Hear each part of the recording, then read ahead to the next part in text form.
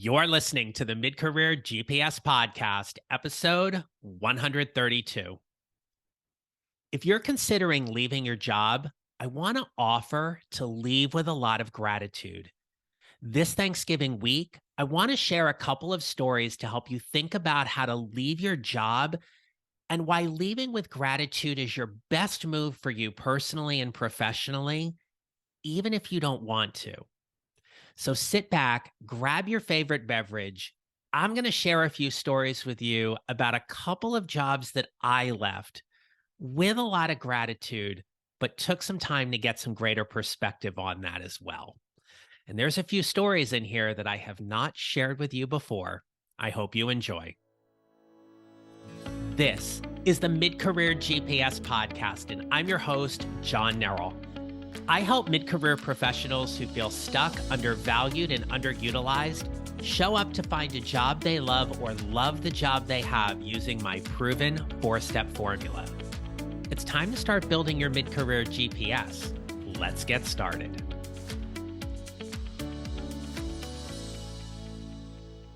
Hello, my friends. Welcome back to the podcast. On a personal note, I just want to share that over the weekend, my husband Richard and I celebrated our 6-year wedding anniversary. We had a great time celebrating, and most importantly, I am honored and blessed to have him by my side as we walk through this. As a sole business owner, it is one thing, but to have someone like him who is constantly being a champion, an advocate, and thought partner in all of this, I couldn't ask for anything or anyone more. So, Richard, I love you. Happy anniversary. I am so glad we are in this together, and you're the best. Thank you so much. All right. Today, as we get ready to go into Thanksgiving, and obviously I am extremely grateful for so many people and things in my life, I wanted to take this time to share with you some thoughts about leaving your job with gratitude. Now, there are a couple of defining moments and truly defining moments in my career where leaving with gratitude has served me, though I will admit I didn't always get there very, very quickly. So some of you know I'm a huge Golden Girls fan, so I will do the Sophia Petrillo reference. Picture it, Oakland, New Jersey, 2010. In fact, it was February of 2010 when I announced to my staff and my colleagues that I was going to be leaving to take a job working for the District of Columbia Public Schools. I'd worked in a great district. Being there for 14 years was wonderful. And I've shared before about my mid-career moment that I knew it was time for me to move on. I just hadn't figured out exactly what that move was going to be. Now, part of it was certainly for personal reasons. Richard and I had dated long distance for a couple of years, and his work is really centered here in the DC area. So it didn't make sense for him to give that up and move to New Jersey. But if I could find a job in DC, which I knew I would certainly come down. Now, I made this announcement to my staff in February, early part of March, for a couple of reasons. So one had to do with a transition plan. Many of you know that if you are leaving a job, you want to make sure you leave it in capable hands. And so we put transition plans in place to see what that work is going to look like, do any kind of training that needs to happen and skill that person up. Or if we're bringing someone in from the outside, that person has adequate time to be trained to be efficient in your role. But when you work in education, there are a thing such as school boards. And typically, when you are not planning to return, you want to give the district as much notification as possible. And where I worked, that was typically around March. So once I had gotten word that I got the job for DC Public Schools, I really didn't have anything to hide at that point. I wanted to give as much time as possible. Now, in my situation, being a school teacher, I knew I would finish the school year. So I had that 4-month runway. For a lot of you in corporate type jobs, you typically wouldn't give that much time, especially if you are fearful that the company may turn around and say, great, we don't need you anymore. So for me, it made a lot of sense to make that announcement early.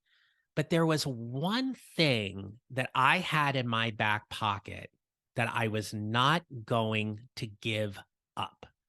And that was this: we had a phenomenal teaching contract. And as co president and vice president of my local education association for 10 years, there was no denying that we fought very hard to preserve a lot of things in our contract as much as we could.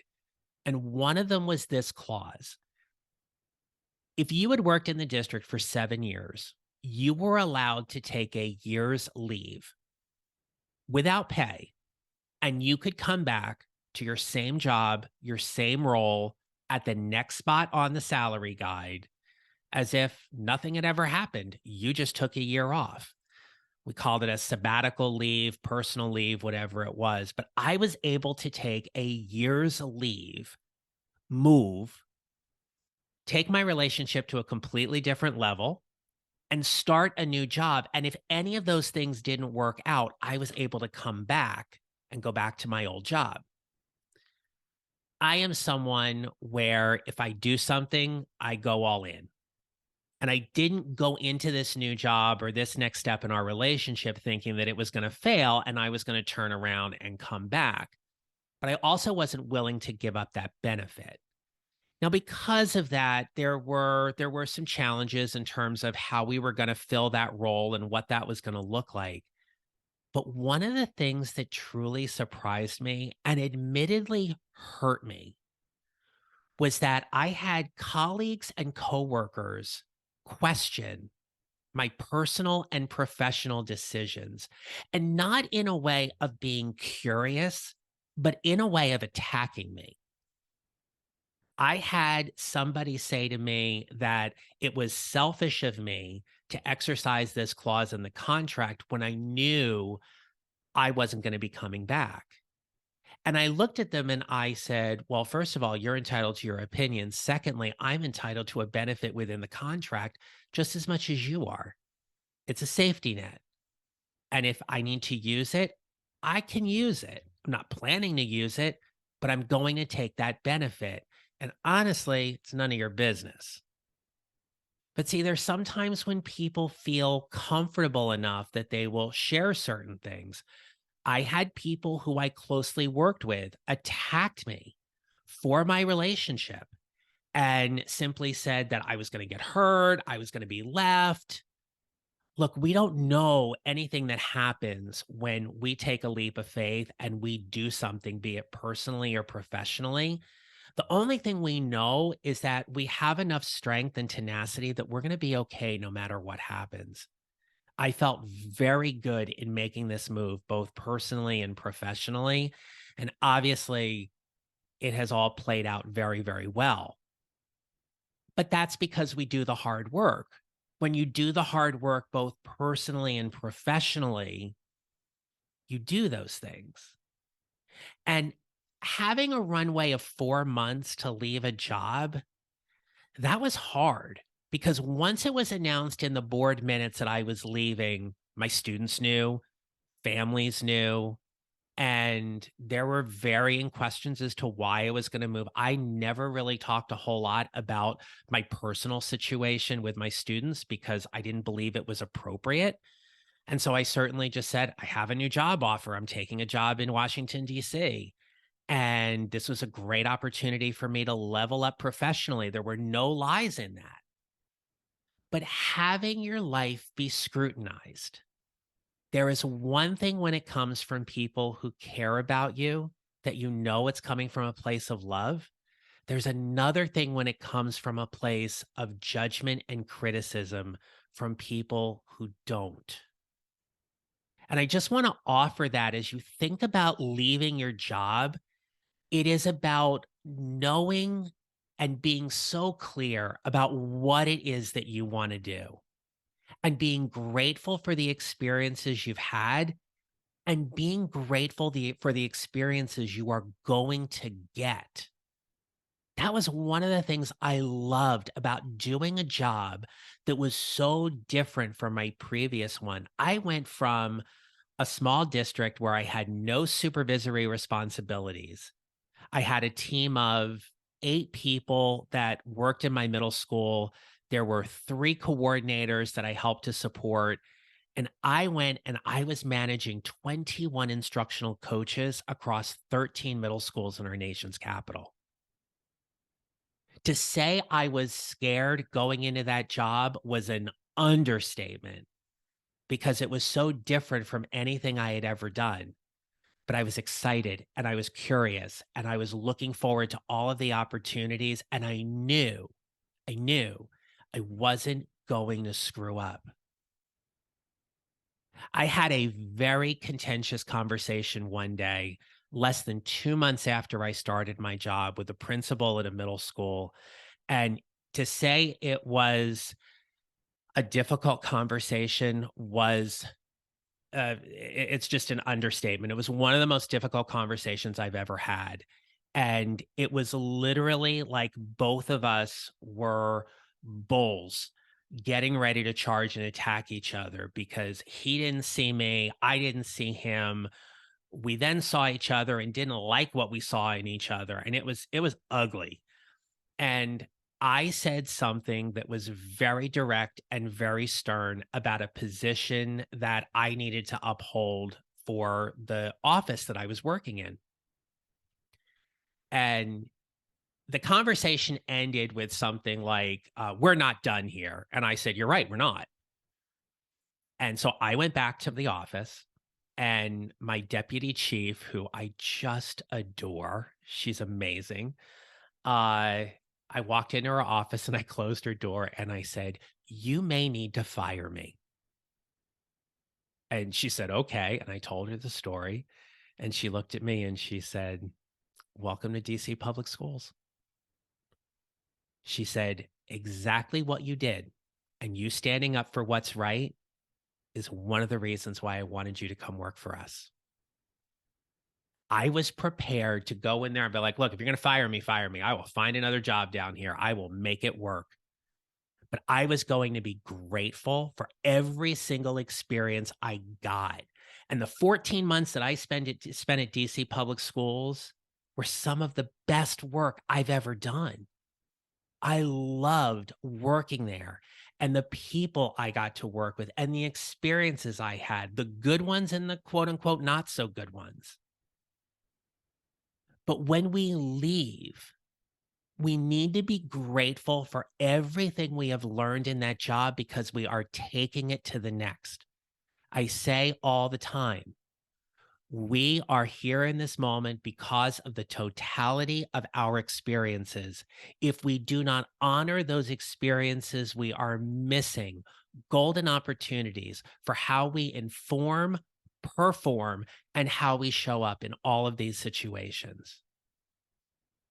So fast forward a couple of jobs. I go to work for an educational nonprofit, another great organization, great people, great clients, really enjoyed my time there. And I found myself moving through different positions and leveling up each time until we had a second reorg. And knowing what we have been following in the news recently about Twitter and the massive layoffs and all, it's brought up a lot of memories for me about that particular reorg because it wasn't fun for me. I had been through a reorg at DC Public Schools that was pretty rough. Here I was now on my third reorg. And as a school teacher, you're not used to that kind of stress because you have your job, you go in and do it. And if you're not tenured, you wait till around like May 15th when you get word you're coming back and you roll with it. It's one of the rare jobs where you go in and unless you really screw up, you have a job for the whole year. And so I go through the second reorg and I do not land well. I just don't. And it was very apparent that the work I wanted to do was not going to happen there. And at first, I will admit I was really bitter and angry because why is it that you're telling me that my work isn't what you want? I can do some great things. I can help you out. And so now you're putting me in this lane that isn't very wide and telling me to do this thing, which I will gladly do, but it's not what I want to do. And I couldn't help but think where I landed was an action on leadership's part to be like, he'll leave. That happens sometimes. I don't know if that's true or not. It's my own speculation on the whole situation, but I certainly wasn't happy. And when you're not happy, it's very easy to be angry. In a previous episode, I had shared with you about quiet quitting, and there were moments there where I felt like I was. I was just going to come in, do the bare minimum. That was going to be it. And I was going to leave. You weren't getting any extra time from me. You weren't getting any extra hours from me. I wasn't going quote unquote above and beyond. I was angry. I was disappointed because I knew, at least from my lens, I was undervalued and underutilized.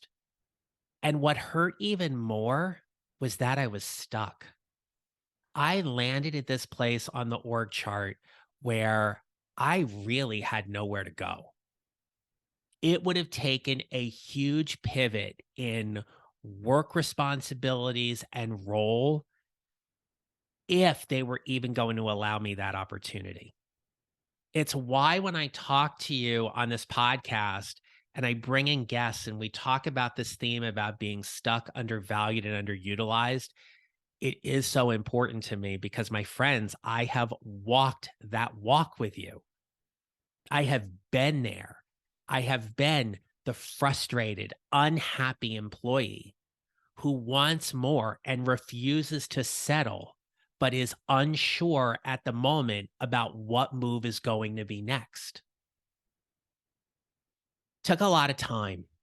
And one of the things, and it's part of the reason why I mentioned Richard at the beginning of this podcast, because as I was going through this transition at work and I had been going for my coaching certification, there were moments when he would look at me and he would say to me, "You're going to make the right decision." And I always appreciated how he said that because he was giving me the space to figure it out. He's like, "Whatever you got to do, you're going to make the right decision." Whether it's a spouse, partner, boyfriend, girlfriend, whomever that is in our lives, we are blessed when we have someone like that who has the absolute trust and faith that we are going to make the right decision. And I appreciated so much that he wasn't telling me what to do. He was giving me space to figure it out. And everything had kind of come to a head at work. I just couldn't keep it in anymore. And I walked into my vice president's office one day and I asked her if I could have a conversation with her about my career path. And she was busy at her desk and she was doing a couple things. She said, "Yeah." And I closed the door and I said to her, "Whatever you say to me, the first thing I'm going to say to you is thank you." That was how I knew I was going to come from a place of gratitude. That whatever it was she was going to tell me, I was going to thank her for being honest with me, for telling me what I was going to ask her. She was going to give me the answer. And what I said to her was this: given the recent reorganization, I'm trying to figure out where my career path here. And the only thing I can consider it here is that it is at best horizontal. While not at risk of getting fired today, the truth of the matter is I can't bring an internal coaching program here. I am stuck in this lane to do my job responsibilities, which was onboarding and training, which I really enjoyed. And I said, there is really no path for me here to grow in the way that I want. And so, what I see from all of that means is that I'm not in a place where I'm promotable. I'm never going to get a bonus. If I get a raise, it's the bare minimum. And then I asked her this question: how right am I? Imagine saying something like that to your boss. You put every single card out on the table and then you ask them, how right am I? She took her pen, she slammed it down on the table, and she goes, John, they don't get you. They don't get what you do and how you coach people and you keep them from leaving and all the things that you do day in and day out. They just don't understand what it is that you do. And there was this pause, and she looked at me and she said, you're very smart. And at that point, I wanted to go for the joke because I diffuse tense situations at times with humor, and I didn't. And I went back to how I promised her how I was going to show up and the ground rule I set. And I looked at her and I said, thank you. I was so grateful for that conversation. She gave me the exact information I needed to hear.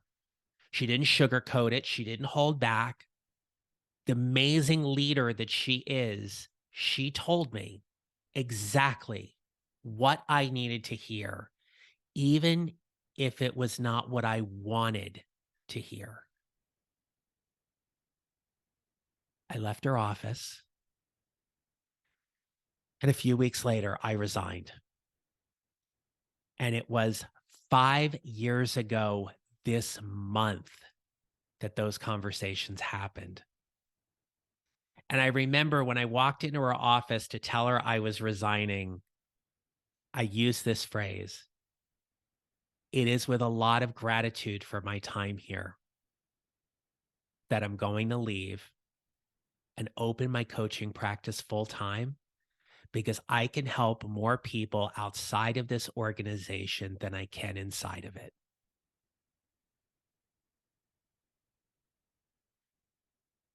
That, my friends, is what brought me to opening my coaching practice full time.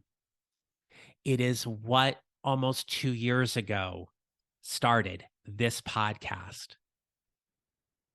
And it is why each week I come to you from a place of value and service to help you navigate your career path more than ever before.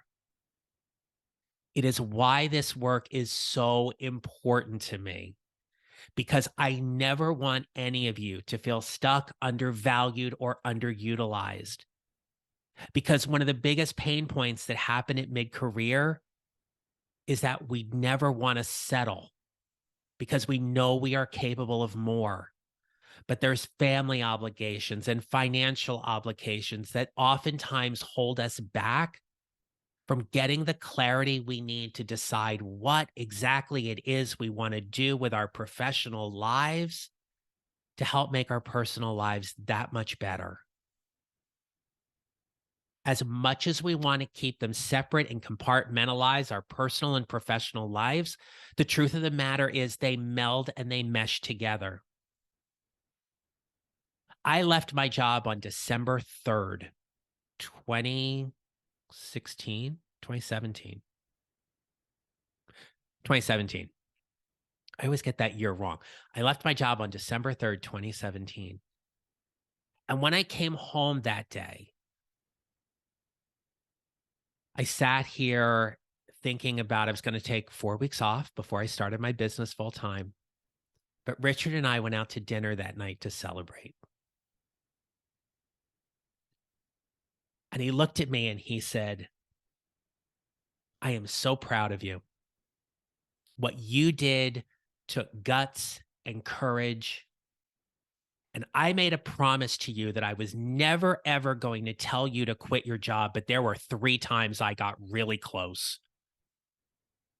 But I knew you were going to make the best decision for you.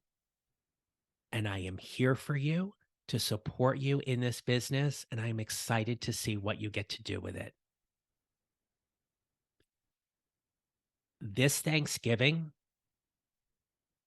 I want to offer you a moment to pause and be grateful for your husband, wife, partner, significant other, whomever it is in your life that is there walking alongside of you, to turn to them and thank them for the amazing person they are,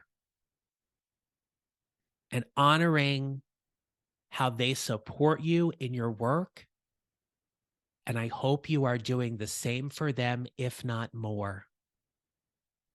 And I also want you to take a moment to pause and be thankful for the job that you have that allows you to keep the roof over your head, to work with the people you do each and every day, to get those experiences you get that you are going to leverage into whatever position is next, whether it is inside of your company or outside of it. There is so much to be grateful for this Thanksgiving when it comes to our work lives.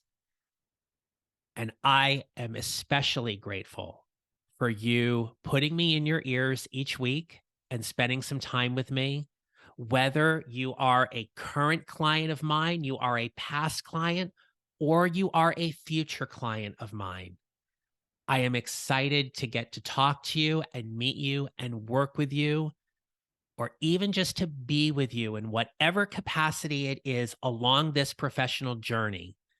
Whether you're on my email list, you listen to the podcast, we're connected on LinkedIn, you follow me on social, whatever that is, I am honored that I get to spend some time with you, and I get to help you build your mid-career GPS to whatever is next. My friends, from the bottom of my heart, I thank you.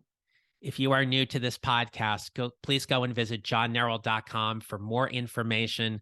You can also download my free guide that is there. You can follow me on social at John Nerrell Coaching. Certainly connect with me on LinkedIn. I wish you and your family and your loved ones a happy, safe, and blessed Thanksgiving. And I will be back in your ears next week. But until then, my friends, remember this. We build our mid-career GPS 1 mile or 1 step at a time, and how we show up matters. Make it a great rest of your day. Happy Thanksgiving. If you enjoyed today's show and don't want to miss an episode, follow on Apple Podcasts or wherever you usually listen. And I'd appreciate it if you would leave a rating and review. Visit johnnerrell.com to download your free copy of the 55-minute career transition jumpstart to help you start building your mid-career GPS.